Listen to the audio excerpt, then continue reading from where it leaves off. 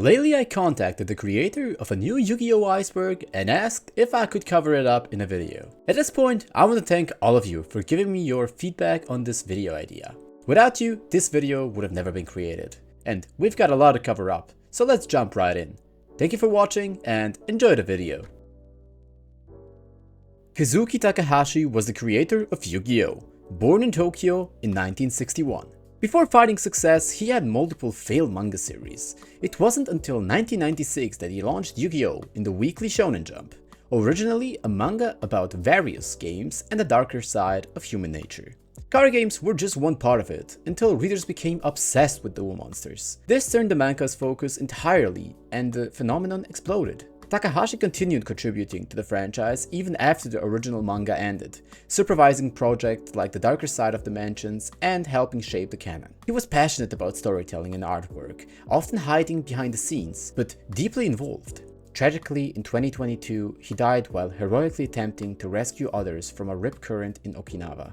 Fans worldwide mourned his passing, but his influence endures in every deck shuffled and every duel played. His legacy isn't just in his creations, but in the imagination he sparked in millions.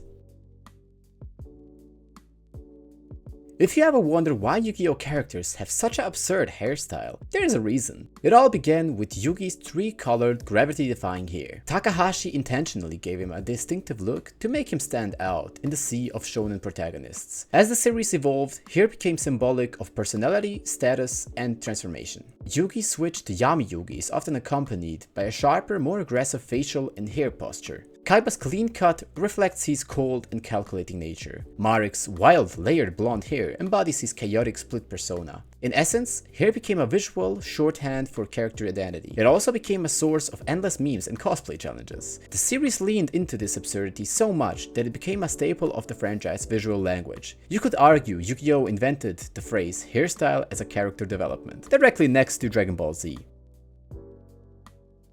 Created by Little Kuribo, YuGiOh The Abridged series was a YouTube phenomenon starting in 2006. It took footage from the English dub and replaced the dialogue with parody. Hilarious, irrelevant, and often meta. The series highlighted the strange decisions of 4Kids, the dramatic overacting, and sometimes the ridiculous plot devices. More than a spoof, it was a love letter to the franchise. Iconic lines like "Screw the rules, I have money" became the memes. It introduced running gags like Tristan's voice, Joey's Brooklyn accent, and the obsession with car games on motorcycles before 5Ds even aired. It influenced a whole wave of fan-made parodies and remained one of the most impactful fan projects in anime history. If you haven't watched the real series in years, odds are you've heard the jokes from the Abridged series, and that's a testament to its staying power. The Shadow Realm was invented by 4Kids as a way to censor death. In the original Japanese versions, characters were often killed or punished in brutal ways. But for Western audiences, 4Kids created the Shadow Realm as a mysterious magical punishment zone where people would vanish into the shadows but not die. Ironically, this fictional euphemism became such a strong piece of the dub's identity that even fans began to treat it as canon. In fact, the Shadow Realm became so embodied in the collective consciousness that later, series like GX and 5Ds introduced similar ideas, almost legitimizing it. This fusion of censorship and myth-making is a fascinating case of adaptation, altering, and perception. What was meant to soften the story instead added an eerie mystique that helped define the franchise in the West.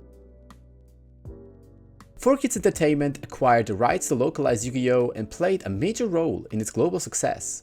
But they also became infamous for heavy-handed localization and censorship. Guns were edited out, religious symbols removed, and entire scenes rewritten to make the show appropriate for American children. They also replaced the original music with a more intense soundtrack, created the Shadow Realm, changed character names, and reworded major plot points. Yet they also launched a massive marketing campaign, helped selling the trading cards, and made the series a Saturday morning staple. Despite the criticism, without 4Kids, YuGiOh might have not become the cultural force outside of Japan. Their dual role as gatekeepers and butchers for the franchise has sparked endless debate. Love them or hate them, 4Kids shaped how our entire generation remembers YuGiOh.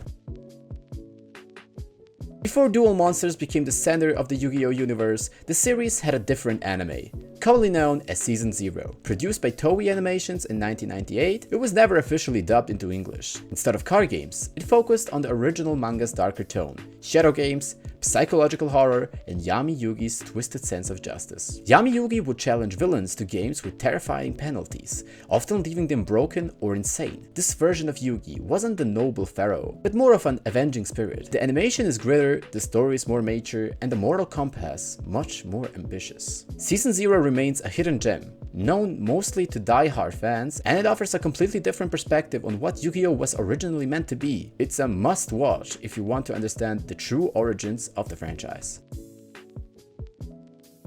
The earliest chapters of the Yu-Gi-Oh manga were a far cry from the card-slinging duels we associate with the franchise. Instead, they featured horror elements, psychological warfare, and violent punishments known as penalty games. The manga focused on Yugi solving mysteries and punishing wrongdoers using dark games controlled by the spirit of the Millennium Puzzle. Characters were set on fire, driven insane, or even killed. The pharaoh didn't just duel for fun, he judged souls. This version of Yu-Gi-Oh was more of a supernatural thriller. Only after the card game proved popular in one arc did the series pivot. That dark origin explains why certain themes, like the Shadow games, are the more ruthless Yami Yugi liner in the background of later arcs.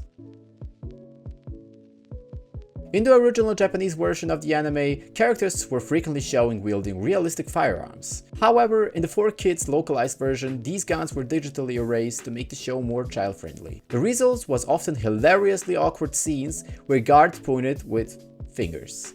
One of the most famous examples is when Kaiba's security team attempts to stop Pegasus goons with what are clearly empty hands. Despite being disarmed, literally, the threat is still implied through voice, acting, and framing. These edits became a hallmark of 4Kids censorship, leading to viral memes and fan ridiculousness. They symbolize the extreme efforts Western companies made to sanitize the anime for younger audiences.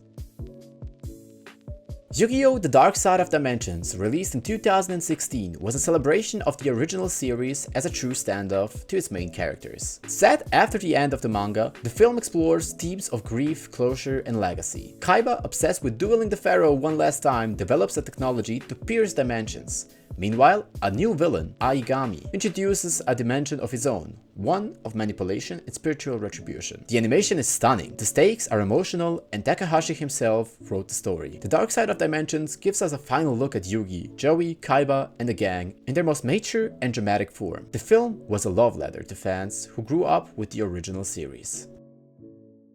In the early episodes of both the manga and the anime, the rules of the card game were let's say loose, at the very least. Players summoned high-level monsters with attributes, spells were used as traps, and attack-defense calculations were inconsistent. In fact, most duels were based on the place you're at, the stuff that's actually written on the cards, or the story tension, rather than official game mechanics. Cards like the Moon were used to affect real-world elements, and Kaiba's dual disc system was more for show than accuracy. It wasn't until the actual TCG took off and the rules were codified, forcing the anime to align more closely. Still, early duels are fun to revisit for their chaotic creativity. Released in 2004, Yu-Gi-Oh! The Pyramid of Light was the franchise's first featured film designed for Western audiences. It introduced cards like the titular Pyramid of Light and the Sphinx monsters. The plot revolves around Anubis, an ancient enemy of the pharaoh, who returns to challenge Yugi with a cursed card. While the animation was impressive, the story was criticized for being disconnected from the anime's canon. Nevertheless, the film served as a time capsule of Yu-Gi-Oh's Western boom. It also helped promote the TCG, while exclusive movie packs, which included fan-favorite cards like the Blue Eyes Shining Dragon, were introduced. Bonds Beyond Time was a crossover film released in 2010 to celebrate the franchise's 10th anniversary. It brought together the protagonists Yugi, Jaden, and Yusei from the different animes to battle a time-traveling villain named Paradox. Paradox seeks to destroy duel monsters entirely by erasing Pegasus from history. The film gave fans a chance to see iconic characters interact, combining time magic, elemental heroes, and synchro summons in a single explosive narrative. Although short in runtime, it was a fan service masterpiece with high stakes, animation, and stunning visual effects. The concept of multiverse dueling was introduced here, paving the way for future crossovers. The Joey face meme originates from a specific animation frame in the Duelist Kingdom arc, where Joey makes an exaggerated, poorly drawn face. The expression is so ridiculous that it became a meme template used in fan edits, reaction images, and parody videos. The scene, likely an animation error or rushed frame, unintentionally captured the absurd humor embodied in the early anime adaptations. Over time, Joey became a meme icon, with fans embracing his Brooklyn accent, absurd dialogue, and of course, that face. The meme speaks to the charm of old school anime and how flaws often became beloved features. When 4Kids brought Yu-Gi-Oh to the Western audiences, they altered many character names to be more relatable. For example, Yugi remained mostly unchanged, but Joichi became Joey Wheeler, Honda became Tristan Taylor, and Onzo Masaki turned into Thea Gardner. These changes aim to Americanize the show and make it more accessible to English-speaking kids. Critics argue it stripped away cultural authenticity, but for many fans, these names are nostalgic. The trend extended to monster names and spells too. Black Magician became Dark Magician, and Hellflame Emperor became Lava Golem. It's a prime example of how localization reshapes a story. Yu-Gi-Oh cards in Japan and the US have notable visual differences. Japanese cards often have clearer layouts, kanji-based text, and different backgrounds or art. In contrast, US cards use bold fonts, clearer effect text, and sometimes censored artwork. Cards like Monster Reborn had their symbols changed, originally featuring an ankh, replaced due to the religious concerns. Some monster designs were toned down to avoid gore or demonic symbolism. These changes reflect both aesthetic choices and censorship guidelines. For collectors, Japanese cards often feel more authentic or detailed, while US versions are more standardized for competitive play. Yu-Gi-Oh! Capsule Monsters is a spin-off miniseries that aired in 2006. It was created specifically for Western audiences, as it was often considered non-canon. The story sends Yugi and his friends into a mysterious realm where they battle using capsule monsters, or tiny tokens that summon digital monsters on a grid-based battlefield. Think of it as Yu-Gi-Oh! Meets Pokemon with a tactical twist. The animation and designs were noticeably different, and it featured original creatures not really seen anywhere else. Although it wasn't really popular, it is remembered for its unique premise and bizarre placement in the franchise. It's a fun curiosity for dedicated fans. YuGiOh R is a lesser-known manga spin-off written by Akira Ito, the original manga's illustrator, and supervised by Kazuki Takahashi himself. It places after Battle City, but before the Memory World arc. The story focuses on Yako Tenma, a student of Maximilian Pegasus, who blames Yugi for Pegasus' death. The series features unique cards like the Wicked God Trio and a new cast of duelists loyal to Yako. Despite its quality artwork, R remains relatively obscure due to its limited Western release. It stands as a rare example of semi-canon expansion material that ties directly into the original timeline. In Season 0, the original Toei anime, Seto Kaiba was a drastically different character, cold, ruthless, and sociopathic. He used psychological games to manipulate opponents and even kill people who lost to him. While the Duel Monsters anime revoked him into a more anti-heroic rival, the spirit of that original Kaiba seems to live on in Noah Kaiba, Gozaburo's son. Noah is manipulative, emotionally distant, and obsessed with proving himself through games. His virtual world arc echoes Season 0's dark tone and includes mind games rather than pure card duels. Fans believe Noah is a reimagining of Takahashi's original concept for Seto, filtered through a new narrative lens. Yu-Gi-Oh! Has been referenced in a wide array of shows, games, and films. For instance, Robot Chicken parodied it in multiple times, exaggerating the game's complicity. The Simpsons and Family Guy both drew in references to Duel Monsters, and Yugi's spiky hair. Even in Japan, anime like Lucky Star and Gintama joked about duel discs and cards. In gaming, Yugi appears in the Jump Ultimate Stars and Jump Force games. These references underscore the franchise's pop culture influence, especially during the 2000s. It's both a meme and a milestone of childhood nostalgia. One of the darkest alternate plotlines in the manga occurs during the Battle City arc. After his duel with Marik, Joey falls unconscious and nearly drowns. Chained by his own handcuffs, Yugi saves him just in time. However, fans often misremember this scene as a death scene due to how dramatic it's drawn in the manga. In early drafts, Takahashi even considered killing Joey to raise the stakes, but later reversed the course. This idea still lives on in fan theories and discussions. It's one of the closest moments we have a main protagonist nearly die, and it still chills readers.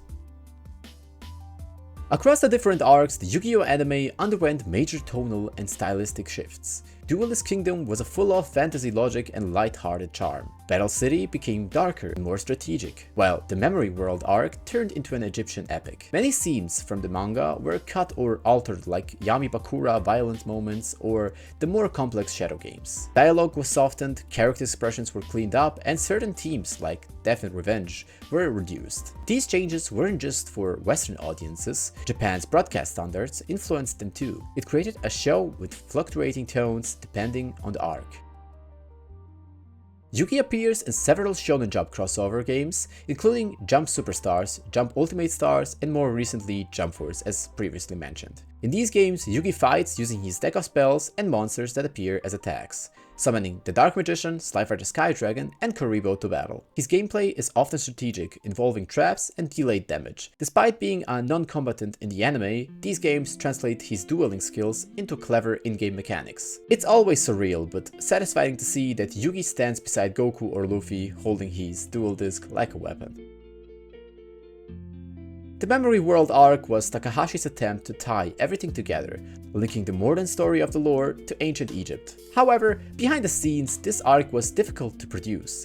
Takahashi struggled with maintaining historical accuracy, while also delivering card battles. There were conflicting expectations. Some fans wanted more action, others wanted deep lore. The arc pacing became uneven, and new characters like the Thief King Bakura and Priest Seto required significant backstory. Editors reportedly pressured Takahashi to rush parts of it, which is why some duels feel abrupt. Despite the issues, it remained a fan-favorite arc for the mythic tone. Zorg Necrophase is the ultimate villain in the Memory World arc. His design is striking, a monstrous demon-like figure with multiple eyes, tentacles, and a hidden phallic shape that many fans quickly noticed. In the manga, the design is more explicit. His lower half featured what appears to be a grotesque symbolic representation of evil. This was toned down in the anime, but still noticeable. Takahashi used religious and mythological influences, including depictions of demons and chaos gods, to create Zorg. The design underscores Zorg's role as the embodiment of darkness and destruction in the world of YuGiOh. While 4Kit is known for its heavy censorship, they once experimented with more mature products, like the uncut YuGiOh DVDs. These included the original Japanese dialogue with English subtitles and alternative English dub that retained more violence and darker themes. Only a few episodes were released before the project was scrapped. Fans who got their hands on such a DVD were shocked to hear Yami threatening souls and Kaiba talking about death. It showed that 4Kids acknowledged the need for a more faithful version, but the market wasn't just there yet. Today, those uncut versions are collector's items. This phrase comes from the original Japanese anime where Yugi shoutouts which translates to draw a monster card. The line became iconic due to its exaggerated delivery and became a meme amongst fans for the subbed version. What makes it special is how it captures the funny part of dueling. Unlike the flat delivery in some dubs, the Japanese cast infused every line with passion. This simple phrase ended up symbolizing the hype and energy of a drawing face. Music to Duel By is an official English-language YuGiOh soundtrack CD released in the early 2000s. It included songs inspired by the anime and original tracks like It's Over, Power Within, and I'm Back. These pop-rock tracks were completely unrelated to the Japanese score and didn't appear in the show, but they set the vibe for Saturday morning cartoon culture. It was part of 4Kids' effort to expand YuGiOh in a multimedia brand. Today, the album is seen as cheesy but nostalgic. For many, it's a throwback to the era when TCG and anime ruled kids' entertainment. Through the series, many cards appeared in duels that were never released in real life. Cards like Illusionist Faceless Mage, The Eyes of Truth, and Yami Bakura's Destiny board appeared in the manga chapters or anime episodes, but had no TCG counterpart for years. Sometimes the card effects were too broken for real play, or the design was too specific. Fans clamored for them, and some were actually printed years later. These exclusive cards gave the anime a sense of mystery, and Wonder viewers never knew which new monster might actually come next. They also became popular in custom card communities online. Despite being central to a coming-of-age story, YuGiOh rarely shows protagonists' families. We know Yugi lives with his grandfather, Solomon Moto, but his parents are never shown. Joey has a sister, Serenity, but their mother and father are mostly absent. Thea, Tristan, and even Kaiba have minimal familiar context, beyond that what's necessary for the plot. The most detailed background is Kaiba's adaptation by Gozaburo, which shaped his cold demeanor. This absence of families may have been intentional to keep the focus of friendship and adventure. Still, it raises questions what the main characters endured before meeting each other. In 2003, before 4Kids took over in full force, an English version of Duel Monsters aired in Southeast Asia, commonly known as the Singapore dub. Though based on the Japanese version, it featured low-budget production, awkward voice acting, and odd mistranslations. Character names were sometimes spoken phonetically. I'll give you an example for this. Victory is now in your sight, Joey! Shut up! Come on, kill him! I Kill don't want him! you putting things in my mind! Get Come on, out of kill my him! head! Stop! And English lines were often delivered with fake Singlish accents. These episodes circulated in early nets, becoming a cult curiosity before the polished Western dub arrived. Today, clips from Singapore dub live on in fan compilations, remembered for being cheesy. It's charming and a reminder of localization's trial and error phase across Asia. Before the Dark Side of Dimensions, Takahashi released a manga prologue known as a Transcendent Game. It explores Zero Kaiba's psyche after the events of the original manga, revealing the deep obsession he felt to face Atem one last time. You can see this with Kaiba constructing his own tech and preparing personalized strategies, emotional undercurrents like grief, rivalry, and the need for closure, and subtle foreshadowing of Aigami's powers and dimensional themes. Transcendent Game enriches Dark Side of Dimensions, turning Kaiba from merely the money guy into a tragic anti-hero, and it's surprising how thoughtful Kaiba's role becomes when given space to breathe. In the early 2000s, Konami released dual boxes in North America, random sealed packs containing fixed cards. They often include broken rare cards and uneven rarity distributions. For example, boxes with 3 copies of Lightning Vortex in a single box, no guarantee of Black Luster Soldier or other chase cards, and inclusion of promo-only cards like Molten Destruction. Collectors quickly learned to avoid them. Competitive players sought single instead of opening random boxes, and dual boxes became infamous for being expensive, unpredictable, and a headache for both fans and retailers. YuGiOh Forbidden Memories on PlayStation wasn't just a standalone game. It's considered a beta version of the Memory World arc. Character roles like Shadi and Mahad predate the manga's final versions. Game events frequently diverge from manga lore, but echo earlier drafts, and many NPCs match unused Memory World personalities. This game gives us a sneak peek into Takahashi's unfolding version at the time. If you want to trace how the memory arc evolved, Forbidden Memories is a playable window into these rough drafts. Those early penalty games, the mystery of the Millennium items, and Yami Yugi's judgmental nature are thematic staples derived directly from Takahashi's formative stories. Understanding these give us deeper insight into why YuGiOh became so dark before turning flashy and card-centric. The Soul Room is a largely untranslated concept from the manga, representing a duelist's mindscape during the Deep Shadow games. It's visualized as personalized realms reflecting guilt, fear, or suppressed memories, exploring during psychological duels with stakes beyond cards. Rarely mentioned in anime but teased in manga panels. The Soul Rooms elevate the series beyond card game shenanigans into spiritual and psychological territory. They remind us that early YuGiOh was more about internal battles, literal mind games, than flashy field monsters.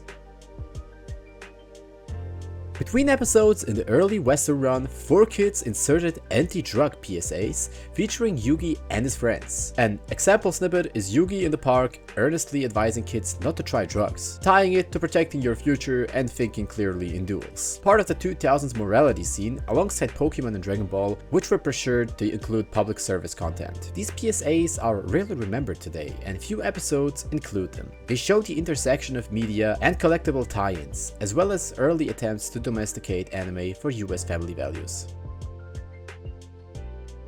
YuGiOh Duelists of the Roses remains one of the strangest spin-offs in the franchise. Set in an alternate universe where Yugi leads factions in a war between stylized rose-themed decks. It used grid-based battlegrounds and rose cards to claim territory. Player choices determine ending and relationships. Some consider this a missed opportunity for a deeper console experience due to mechanically unique and narrative-rich performance.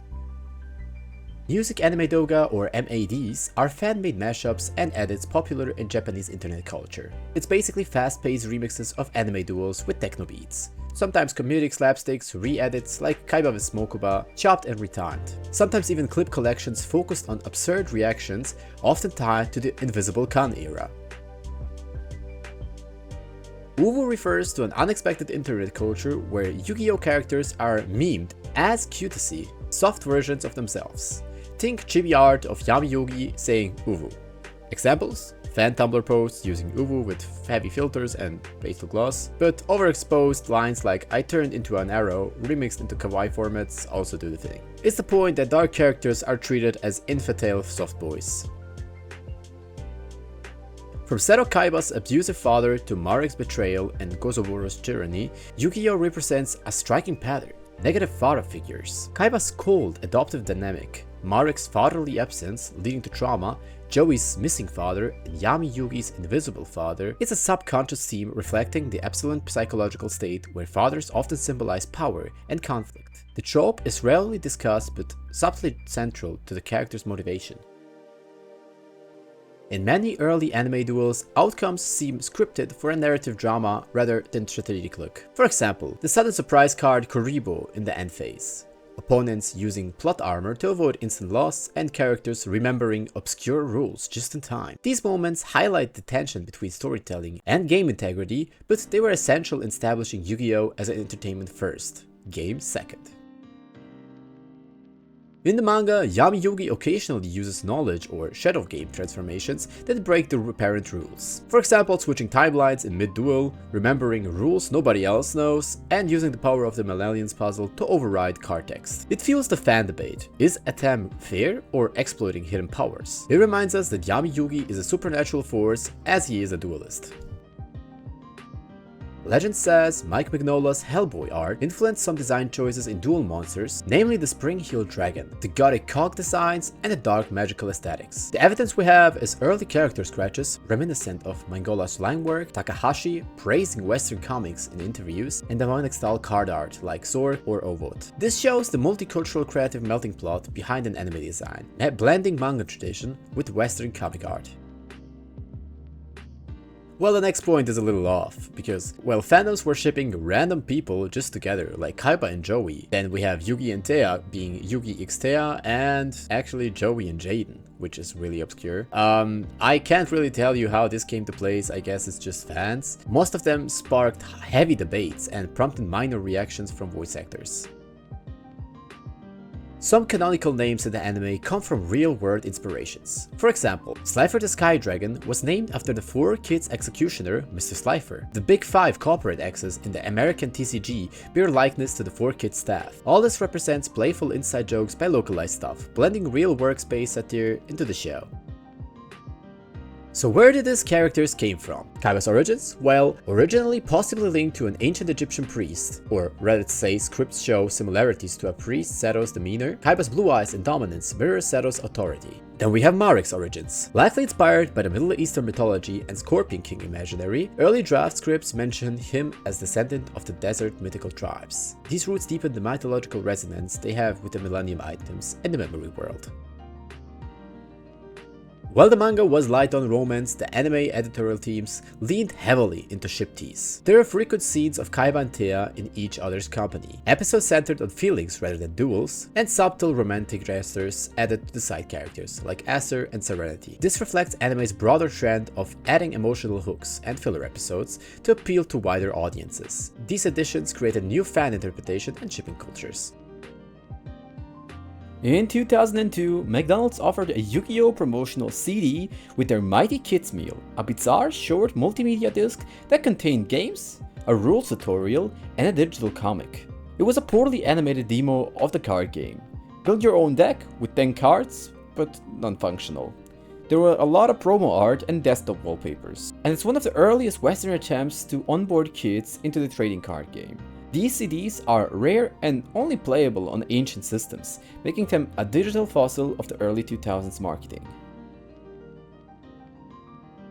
To celebrate the new millennium or specific Japanese holidays, Studio Gallop released short YuGiOh New Year greetings featuring Yugi and the cast dressed in traditional kimonos.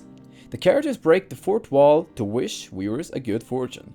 Background includes stylized paper fans, fireworks, and the Millennium item motifs. It was released only in Japan, shown on TV once, or disturbed as DVD extras. It's a rare glimpse of the cast out of character and a reminder of the show's original domestic cultural context, before it became a worldwide trading card game.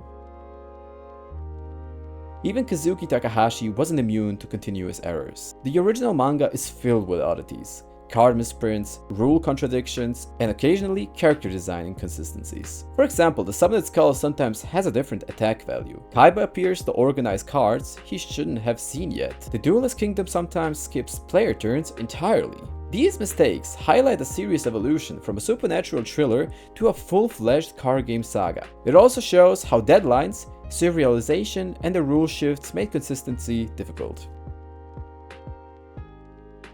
Before the anime aired, in the West, 4Kids disturbed a promotional YuGiOh title, YuGiOh Duel Monsters The Shadow Games, sent to retailers and selected fans. There was a voiceover narrated introduction to the rules, a preview of the first episode, but heavily edited, and commercials for the starter decks and Blue Eyes White Dragon. It's the earliest localization artifact.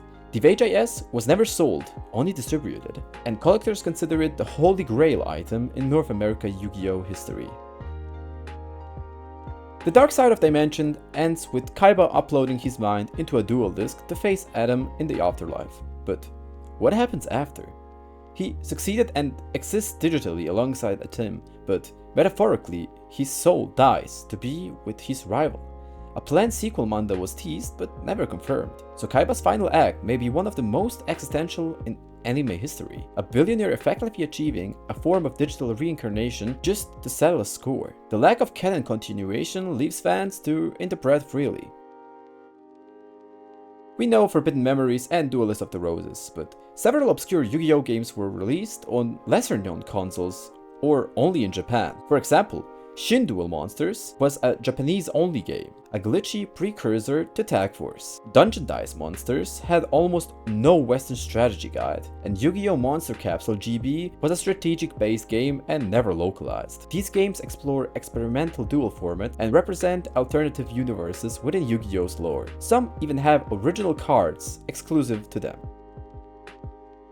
In some 4Kids promotional material, Joey's Brooklyn accent extended to text. In web games and guides, cards like Gearfire the Iron Knight were described in accent, "He's tough as nails." One rulebook jokes about dueling like a champ in stylized text. It shows how localization blend into marketing and print. It's a rare case of a character voice shaping brand and tone. Joey's accent was more than just voice acting, it was branding.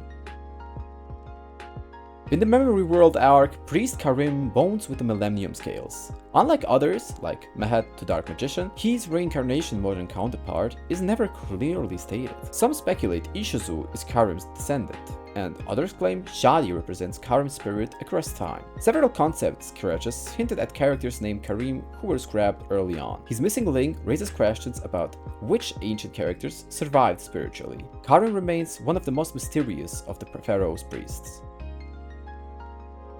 Korea and Italy had entirely different YuGiOh opening songs, unique lyrics, animation cuts, and original compositions. For example, the Korean opening was a dramatic ballad with heavy synths. They emphasized fate and destiny more than competition. And the Italian opening was a Europop energy with lyrics like "In my heart there's a duel," and hugely popular in the European fandom. These tracks reflect local sensibilities and create alternate cultural experiences of the same anime.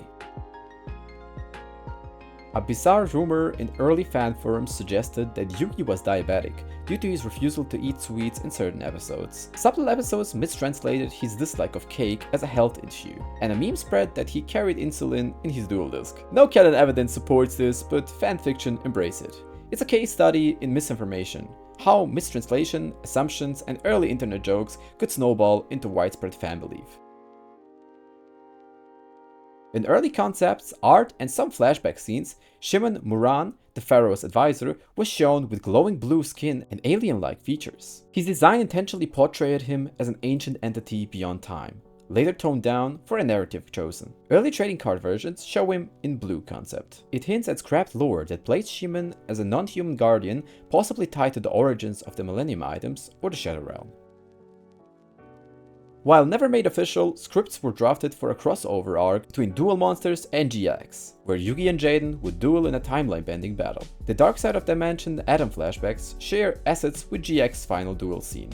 Tag Force games include crossovers between Yugi and GX era characters, and concept arts exist showing Yugi in the GX art style. This would have unified the franchise and given closure to Jaden's ending. Its cancellation still frustrates some longtime fans. Fan theory suggests that Bakura is treated poorly in the anime. He gets fewer duels at screen time, his motives are vague compared to Marek or Kaiba, and often off-screen when major battles happen. It raises questions about the adaptation choices. In the manga, Bakura is a central villain, but in the anime, he's frequently sidelined. Fans see this as a missed potential, and I agree. In the Doma, I mean the Waking of the Dragons arc, the villains use a mysterious symbol called Doom T. The theories are that it's tied to the seal of Orichalcos, it may reference the tarot card Tower, or maybe even ancient Atlantean runes, and appears on stones, dual discs, and cool regalia. Doom T remains unexplained, adding mystique to one of the anime's darkest arcs. Fans debate if it ever had intended meaning, or was it just ominous set dressing. Capsule monsters existed long before the anime miniseries, appearing briefly in early manga chapters as Japanese toys. In the 1990s, Bandai figures included capsule duel packaging. Original manga duels with Seto used capsule monster rules. The miniseries turned them into shadow games. It's one of the oldest gameplay ideas Takahashi toyed with, and never fully realized. Capsule monsters is the ghost of the system of Yu-Gi-Oh! Rare Game Boy Advance cartridges included full episodes of YuGiOh with compressed video files and no game functionality. Titles that were included were the Part 1 of Friends Till the End and Yugi vs Kaiba Duel of Fate. They were among the first digital anime episodes made portable, years before YouTube. The format was unorthodox and resolution terrible, but they sold it well. Spherum is a rumored early type card game from Konami that may inspire Duel Monsters. Clues hint to internal concept sheets mentioning sphere battles and soul types. Mechanics based around orbs rather than cards, and possibly abandoned in favor of cards due to toy feasibility. If true, Spherum represents the alternate timeline of Yu-Gi-Oh! Where it became a Beyblade style franchise instead of a card game. It remains a myth, but an intriguing one. Official Japanese character guidebooks from 2002 to 2006 offer rare lore. Full height, birth dates, favorite food, and blood type. Early biographies of characters like Mana, Darts, and Ryu, drafted relationships, and unused backstories. These books are canon adjacent, meaning they offer authorial insight without affecting story canon. Some infos are just unavailable anywhere else. Several manga-only characters, like Def T duelists or Game Shop regulars, were never given English names. Ryuichi becomes Random Henchman, the manga-only female friends of Anzu had no Western identity, and Clown duelists renamed generally. It reflects how localization prioritized anime continuity. Manga readers often lack proper translation, and that makes the character's functionality invisible in the West. I don't think I can pronounce this, but this thing you see on the screen is a surreal gag anime. There's a split second of Yugi, or at least highly exaggerated parody of him, and on episode 32 features a card game guy with spiky hair and glowing puzzle. He dramatically plays cards only for the boo boo boo to sneeze them away. This wasn't a coincidence actually. Both shows share time blocks and toy sponsors. It's one of the few acknowledged cross-franchise parodies between Shonen Jump properties and an affectionate jab at the Duel Monsters' dramatic flair.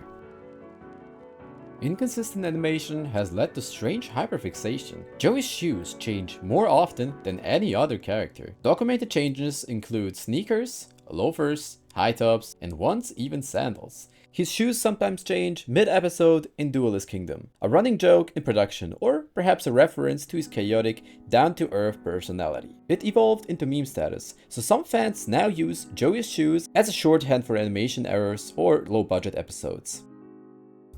To promote The Dark Side of Dimensions in English, a voiceover contest was held in 2016. For the prize, only one lucky winner will voice a line in the official dub. The role? A minor soldier who says "Yes sir" to Kaiba. And the twist, the winning line was ultimately cut from the theatrical release and only preserved in the international Blu-ray versions. It's one of the rare times fans were inserted into some dub canon and almost erased again.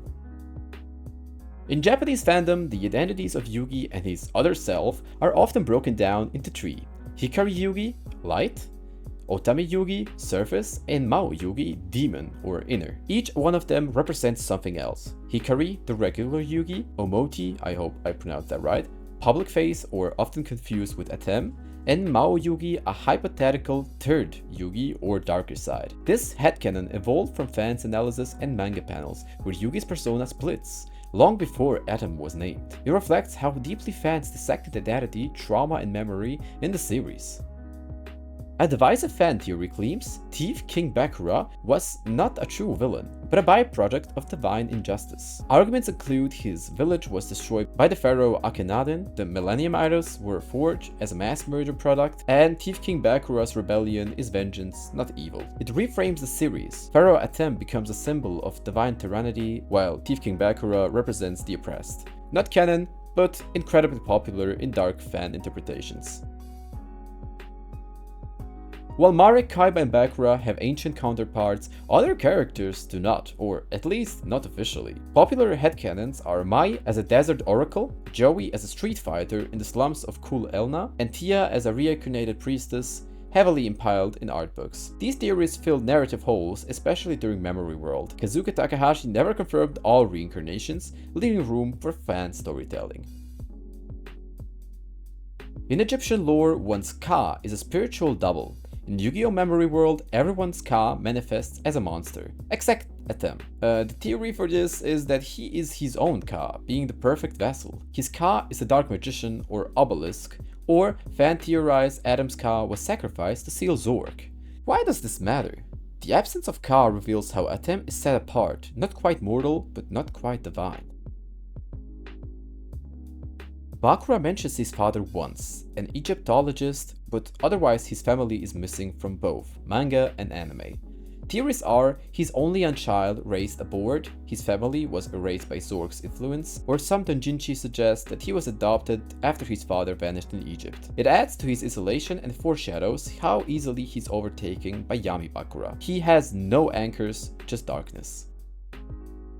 Now you maybe did not realize this, but Thea Gardner has an undefeated duel record in the anime, technically. Her duel record is Duel vs Joey, wins with Shining Friendship, Shadow Game on Fake Kaiba, wins with her willpower, and assets in tag duels, but never officially loses. A joke turned stat, fans ironically hailed her as the true king of games. It became a meme lore, but also highlights how few female duelists are treated seriously. Now switching a little bit to GX. Jazz and Cyrus Tuesdale appear in GX, but their family history is never discussed, until one offhand comment from a Japanese creator guide. Their grandfather dueled Seto Kaiba's father once, and lost, sparking a family grudge. It will connect duel monsters and GX more deeply. The info never made it to the anime, and remains an obscure footnote that expands Kaiba Corp's corporate shadow across generations. A mysterious character mentioned in some GX-era novels and obscure character guides, Miss Shiranui, a dueling instructor who trained with Pegasus. She's described as a masquerading fortune teller, the originator of ritual summoning, or possibly even a prototype for Alexis Rhodes. Never fully designed, but her concept was absorbed into some other characters. She's a ghost character reference we've never seen. During the 2010s, a YuGiOh chibi comedy spin-off was pitched, akin to Rock Lee and his ninja pals. The reported features were Chibi Yugi, Kaiba and Joey going to duel school, short 5-minute episodes, and internal 4Kids test footage exists but was never released. Its cancellation followed the bankruptcy of 4Kids. The tone was meant to appeal to younger audiences and parody itself. Some sketches leaked online but were never aired. The Bunkaban editions of Yu-Gi-Oh! Manga are compact reprints released in Japan, but with revised dialogue. art, and added side notes. Key changes are slightly redesigns of Bakura's evil expressions, extra lore pages between arcs, and ancient Egyptian terms. These books are seen as Takahashi's final corrections to the manga. Some fans consider them more canon than the original Takabon. A meme phrase in Latin American dubs, trampas locas or crazy traps, became legendary among Spanish-speaking fans. The origin is Yugi shouts it during a particularly overdramatic duel. Even though it's not a real card game, it became symbolic of dub exaggeration and Latin flair. There is a fan art, remixes, and t-shirts of this so-called word. Some guides and subtitles once misprinted Ishizu Ishtar's real name as Naomi, especially during her first appearances. Why did this happen? Early translators mistook her kana spelling, and some bootleg merch like cards and figures list Naomi Ishtar. This alternate name sparked debate over the true Egyptian name. Some fans now use Naomi Ishtar to refer to the alternate timeline version of the character. In a lost concept pitch, Kaiba was meant to duel a chimpanzee trained by Pegasus. The monkey would mimic cards and reflect Kaiba's moves, but cut for being too absurd. The duel was to highlight Kaiba's obsession with proving superiority. It's the most absurd cut idea for Duelist Kingdom, and the monkey duel was almost canon, and explained some surreal scenes in early episodes. Kazuki Takahashi frequently inserted subtle responses to fan letters in manga chapter titles or character notes. For example, a side panel where Yugi says, "No, I am not taller than Joey, stop asking," or "The Millennium Puzzle drawing with thanks for solving me, readers," or early chapters where a game mechanic was clarified due to reader confusion. It shows Takahashi's engagement. The manga wasn't just linear, it was a conversation with the readers. For Yu-Gi-Oh!, Takahashi created Tennenshoku Danji Burai, a gag manga about a gangster who becomes a hairstylist. After Yu-Gi-Oh!, he contributed art to Marvel and Shonen Jump, created Jump as a self-contained one-shot with political satire, and worked on Transcendent Games as a Dark Side of the Dimension prequel. He was more than the card guy. His art ranged from horror to comedy to surrealism. Knowing this deepens appreciation for the layered absurdity of Yu-Gi-Oh! Memory World is a metaphysical realm in Yu-Gi-Oh! Where memories and spirits exist separately from the physical world. Early creator notes revealed it was originally called the Spirit Realm, or World of Memories, imagined as a surreal space with floating islands and shards of light symbolizing the fragility of memories. Each Millennium item was originally conceived to have its own distinct memory world, reflecting its unique history and power, though this idea was later simplified.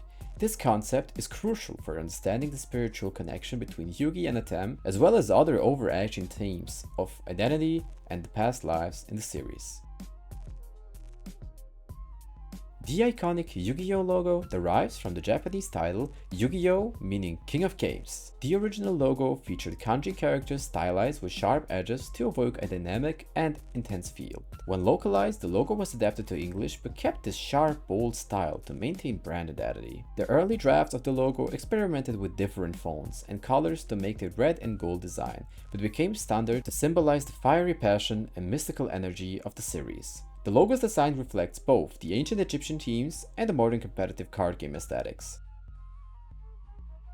The English dub of the Yu-Gi-Oh! Anime experienced a delay following the 9/11 terrorist attack in 2001. Due to heightened sensitivity around violent or intense content on TV and in media, many shows, including Yu-Gi-Oh!, faced postponements or edits before airing. The delay allowed licensors and broadcasters to review episodes for potentially inappropriate scenes, and some episodes were even modified to tone down violence or references that could be seen as insensitive. This delay impacted the series' US launch schedule, but ultimately helped the show reach a wider audience with more than careful approach. In Yu-Gi-Oh!, the term paradox appears as a name or concept connected to at least 3 or 4 characters or cards. This includes characters like the Paradox Brothers, a duo of villains known for their trap-heavy strategies, and cards like Paradox Dragon. The reoccurring use of paradox ties into themes of time loops, contradictions, and duality comments. It reflects the layered storytelling where timelines overlap and characters often embody conflicts and entities or fates, adding depth and mystery to the narrative. Yugi's grandfather, Sugoroku or Solomon Modo, is a significant yet understated character in the series. He's a loving and supportive grandfather who owns a game shop. which greatly influenced Yugi's passion for games and strategy. Though not a central figure in the story conflicts, Sugoroku provides emotional grounding and occasionally comic relief. His background as a former game designer and his close relationship with Yugi hint at a legacy of gaming knowledge passed down, emphasizing the theme of mentorship and family bonds in the series. Katie's Baby Atem Yugi fusion refers to a fan-made or speculative concept imagining a hybrid character combined Yugimoto and Pharaoh Atem, often depicted as a child or baby form. While not canonical, this idea stems from the strong spiritual bond between Yugi and Atem, suggesting that a fusion of these entities might look like this. This concept appears mostly in fan art and fanfiction and symbolizes themes of rebirth, legacy, and blending of past and present selves with the series lore. A maior de todas as bocas translates from Portuguese as the biggest of all mouths. In YuGiOh fandom or memes, this phrase is used humorously or sarcastically, often referencing to a character or monster, with notably large mouths or exaggerating expressions, possibly as a nod to the dramatic art style. While not an official term, it highlights how international fans engage with the series, creating their own inside jokes and cultural references. During YuGiOh's initial rise in popularity, many early rumors circulated among fans and collectors, including conspiracy theories about hidden messages in the cards, the true origin of the Millennium items, and speculation about characters. Some rumors suggested that the series was based on real accidents in ancient Egypt, secrets, or that certain cards had magical powers. While most were debunked or playful myths, these rumors contributed to the mystery and excitement surrounding the franchise, launching and helping to build a cult following. Kaiba's famous mind crush technique, where he mentally attacks or disrupts his opponent's thoughts, was inspired by a classic psychic power from the manga and anime traditions. The idea was to show Kaiba's intelligence and mental strength, contrasting with Yugi's spiritual and heart-driven powers. Some speculate that Mind Crush was also inflicted by psychological turtle tropes and mind control themes popular in 90s media. It's a signature move that highlights Kaiba's cold, calculating nature. Hong Kong subtitles for YuGiOh have a distinct style, often featuring direct, literal translations from Japanese, which can differ significantly from the English dub. Unique terminology or phrasing that reveals cultural nuances and different interpretations of characters' dialogue. Hong Kong fans have their own vibrant community, and the subs contributed to the show's popularity in Chinese-speaking regions, often in a different flavor of the YuGiOh experience. The Japanese YuGiOh novels expand on the manga and anime storyline, offering deeper character development and additional plot and details. It was also written by various authors under official licenses, and these novels explore untold stories such as Atem's past, dual strategies, and side characters' backgrounds. They provide fans with more richer understanding of the universe and sometimes introduce elements not seen in other media, making them valuable for hardcore fans and collectors.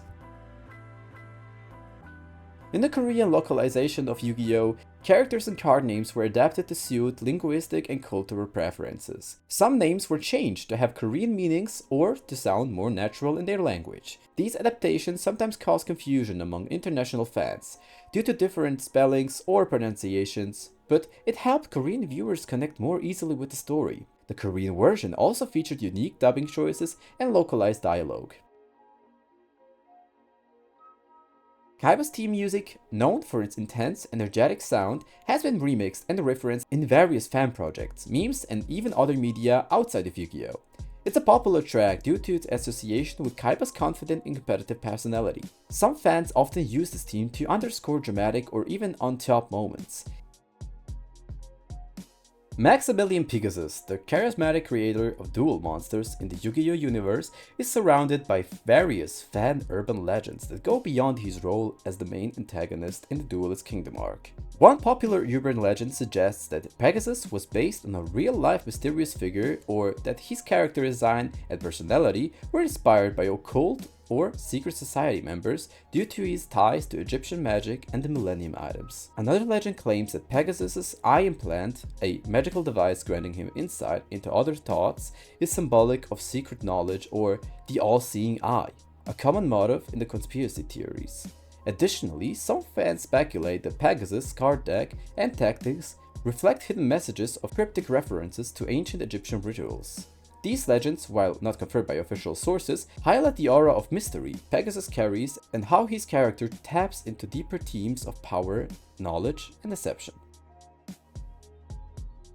The 8th Millennium item is a fan theory rather than an official part of YuGiOh canon. The 7 Millennium items are well established, each with their own unique power and history tied to ancient Egypt. However, fans have speculated about the existence of a mysterious 8th item, sometimes called the Millennium Key or Millennium Mirror. This hypothetical item is said to have the power to unlock memories or control space-time itself, expanding on the abilities of the original items. Some theories suggest that it was left out of the official story due to narrative complexity or censorship. The idea of the 8th item adds up layers to the lore, proposing a hidden artifact that could be found further on in the story. And it could explain the spiritual connection between characters or the origins of the Millennium's puzzle. Shadi is one of the most enigmatic and important characters in YuGiOh lore. Introduced as the guardian of the Millennium items, he possesses deep knowledge of ancient Egyptian past and serves as a guide and sometimes judge for those who wield the items. Shadi's calm and mysterious demeanor masks his immense power and wisdom. In the manga, he plays a crucial role in testing Yugi and the team's worthiness, often acting as a spiritual gatekeeper. Unlike many characters, Shadi's true motives and origins are shrouded in mystery. It's unclear whether he's human, spirit, or something else entirely. His association with justice and balance ties into the overarching themes of the fate and destiny in the series. Fans have debated his nature in connection to the Egyptian gods or ancient magic, and his rare but pivotal appearances leaving lasting impressions, referencing his status as a key to the Millennium mythos.